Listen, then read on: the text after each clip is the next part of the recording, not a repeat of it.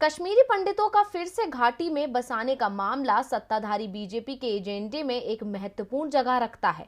लेकिन अब बीजेपी के केंद्रीय मंत्री के बयान से यह साबित हो गया है कि बीजेपी की कश्मीरी पंडितों के प्रति सहानुभूति महज एक चुनावी हथकंडा है, इससे ज्यादा और कुछ नहीं। क्योंकि बीजेपी की मंत्री ने अब कश्मीरी पंडितों को ही दोषी ठहरा दिया है। आखिर कौन है वो केंद्रीय मंत्री और कैसे उन्होंने कश्मीरी पंडितों पर ही सारा दोष मढ़ दिया है, जानने के लिए देखिए ये खास रिपोर्ट। अपने ही देश में शरणार्थियों का जीवन जीने वाले और अपनी ही जमीन पर अत्याचार झेलने के बाद घर बार छोड़ने को मजबूर होने वाले कश्मीरी पंडितों का मुद्दा राजनीतिक गलियारों में हमेशा ही घूमता रहा है। उन्हें न्याय दिलाने की बात सरकारें भी खूब करती रही हैं। वहीं बीजेपी तो कश्मीरी पंडितों की सबसे बड़ी हमदर्द बनती है।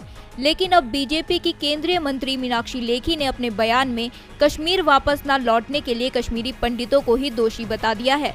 साथ ही ऐसा कहते हुए मीनाक्षी ने कश्मीरी पंडितों की तुलना महामारी के बाद अपने घर को लौटे प्रवासी मजदूरों से भी कर दी है।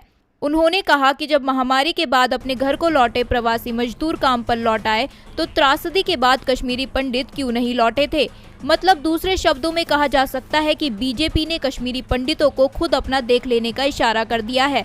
यानी कि साफ है, बीजेपी अब कश्मीरी पंडितों को अधर में लटका छोड़ देना चाहती है, जिससे अब सवाल बीजेपी पर उठने शुरू हो गए हैं कि अगर कश्मीरी पंडितों को खुद ही घाटी में बसना चाहिए था तो फिर बीजेपी इस पर बड़े बड़े दावे क्यों करती थी, और अगर ऐसा ही था तो बीजेपी कश्मीरी पंडितों की वापसी न करवाने पर मौजूदा सरकार कांग्रेस को दोषी क्यों ठहराती रही है।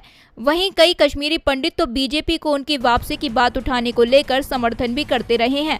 लेकिन अब बीजेपी की ओर से ऐसा बयान सामने आने के बाद वो भी खुद को ठगा सा महसूस कर रहे हैं, जिसको लेकर कश्मीरी पंडितों का बीजेपी के लिए गुस्सा भी खुलकर सामने आ रहा है। अब देखना होगा कि बीजेपी खुद को बचाने के लिए कौन सी नई चाल चलती है।